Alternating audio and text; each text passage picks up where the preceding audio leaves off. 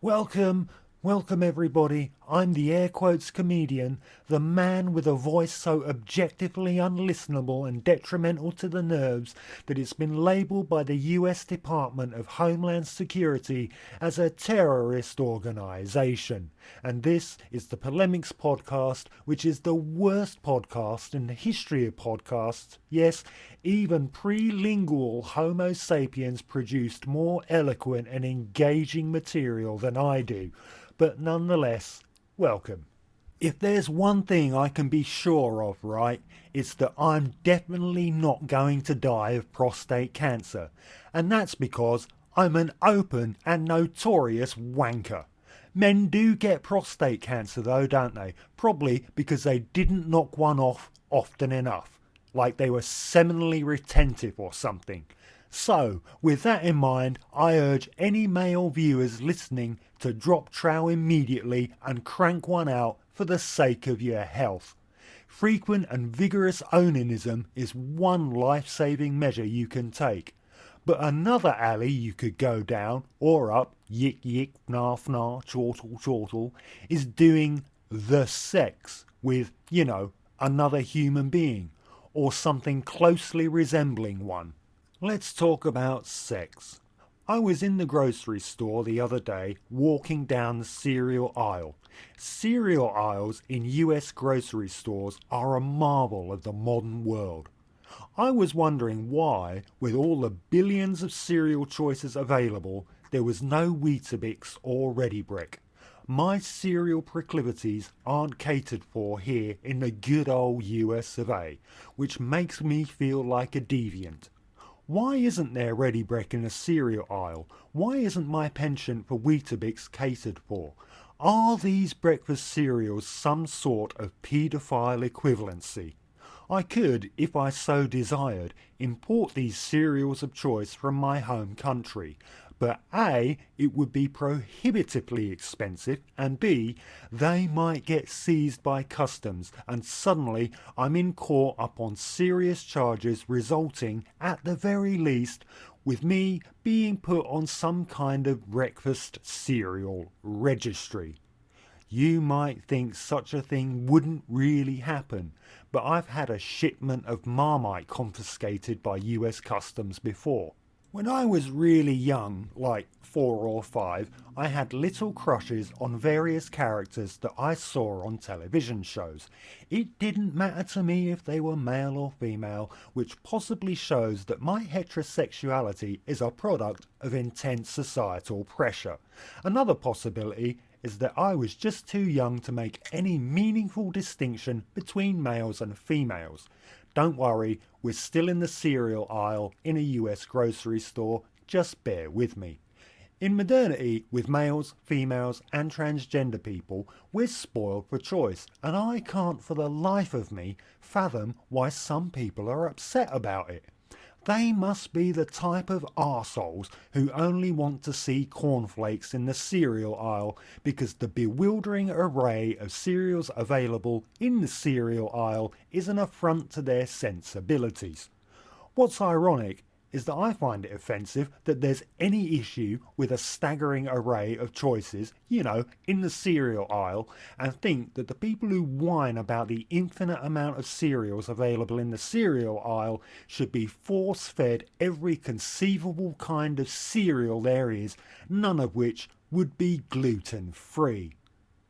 If the subtext wasn't clear enough, what I'm saying is fuck super straight and or super gay people, because essentially what they're saying is that trans women aren't women and or that trans men aren't men.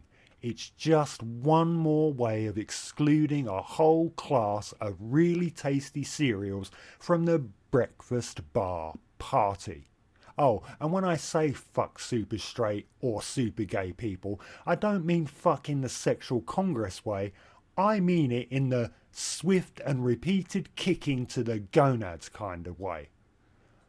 I couldn't be asked to write a clever transition from that last subject to the next one.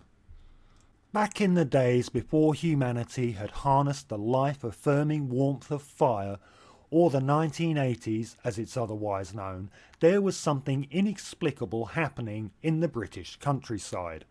I roamed far and wide as a child, and on my travels I would often come across discarded porno magazines. Naturally, upon coming across the porno magazines, I would then invariably come across them. But it is true, if a little odd, that there would reliably be discarded pornographic magazines in the British countryside in the 1980s.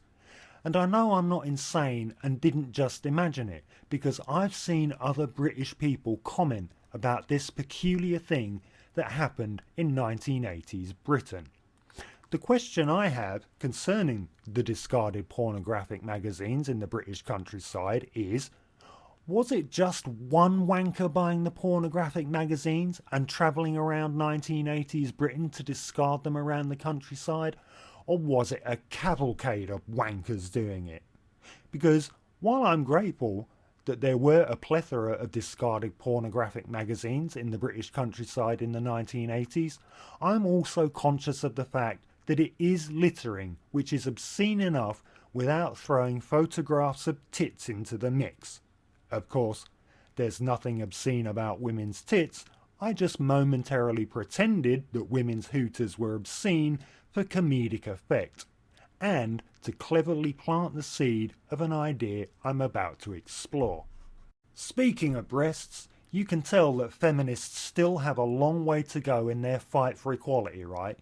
Because in an egalitarian society, either men would be compelled to cover their love buds instead of being allowed to go topless, or women would be free to fucking choose whether they want to let it all hang out or not, and in choosing to let the baps flap freely in the wind, wouldn't get any shit about it. Yeah, don't even get me started on breastfeeding in public. I digress. In the back of one particular brand of porno magazine in the 1980s was a section called Readers' Wives, which, as the name suggests, was a section where readers of the magazine would send in shoddily shot Polaroids of their naked wives in the hopes that they would be published in that section for all the world to see. Often there would be a black bar over the naked woman's eyes to disguise their identity and to prohibit any sense of sexual arousal in the person looking at the poorly snapped photographs.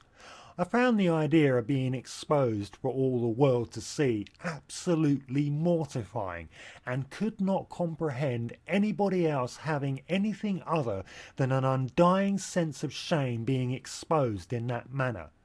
I don't remember Britain having a particularly puritanical outlook with regard to sex.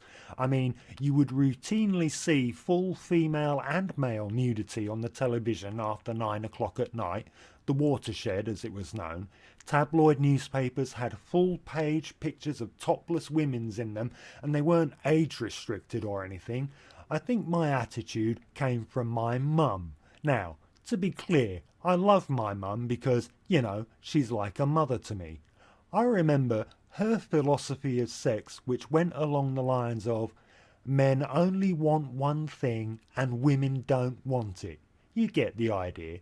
So, despite contrary evidence provided by my direct personal experience, I had the notion that all this sex stuff was obscene, and I was a dirty, rapey kind of person for having any interest in it whatsoever.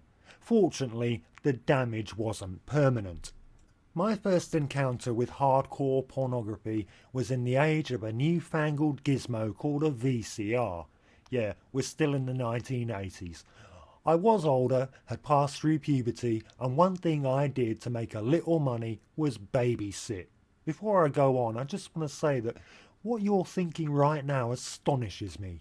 What kind of reprehensible ghoul do you think I am? Yeah, hang your head. Jeez, I would never. Anyway, so one of the women I babysat for had a VCR, and hidden behind her small collection of videotapes was another videotape. Guess what was on that? I'm sharing this anecdote for a couple of reasons. Reason number one is that this woman, who was single, was in possession of hardcore pornography, which is evidence that she, enjoyed watching hardcore pornography. Despite my Victorian era attitude towards sexual matters, thanks mum, here was evidence in direct opposition to my worldview that it was only males who liked sex stuff. The good thing about masturbation as a male is there's no foreplay, unless you count opening up the media player of your choice as foreplay, and when you're done you can immediately move on to something else, whether sleeping or writing a script for a video centered around the masturbatory activities of an older man, or sleeping. When you have sex with another person, you have to do a whole lot of work, and while I used to enjoy it, the sheen has worn off. In my computer, the porn is stored in a folder called Homework.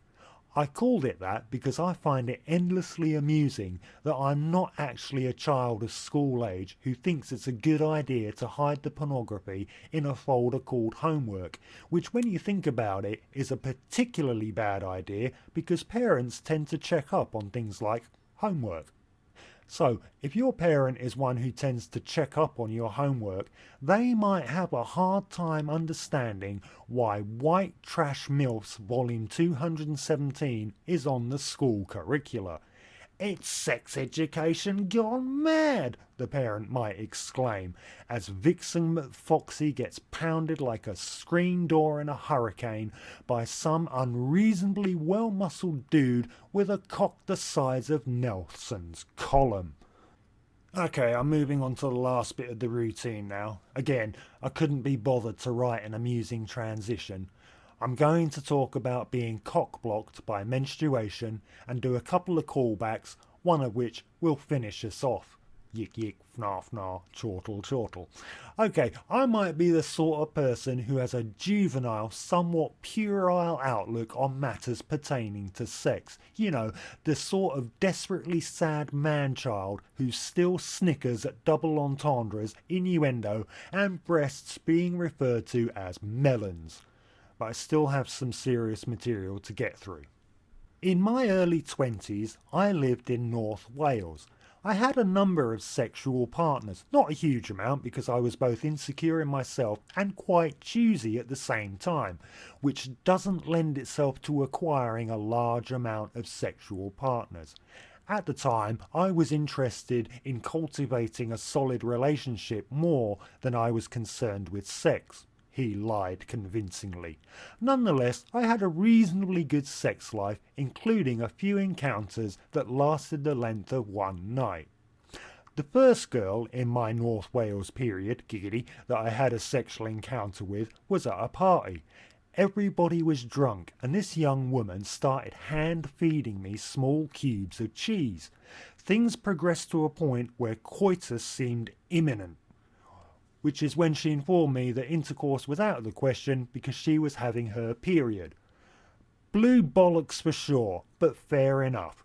Another time, while living in North Wales, there was another girl who I met at a party. I guess she took a shine to me because somehow she ended up in my bed. Things progressed to the point where coitus seemed imminent, but then she informed me that she was on her period and that intercourse was off of the menu. I had briefly wondered why there was a piece of string protruding from her vagina when I was eating her pussy, but in my drunken state I failed to connect the dots. The third time, yes, I'm doing the rule of threes, even though this isn't a joke or even remotely funny.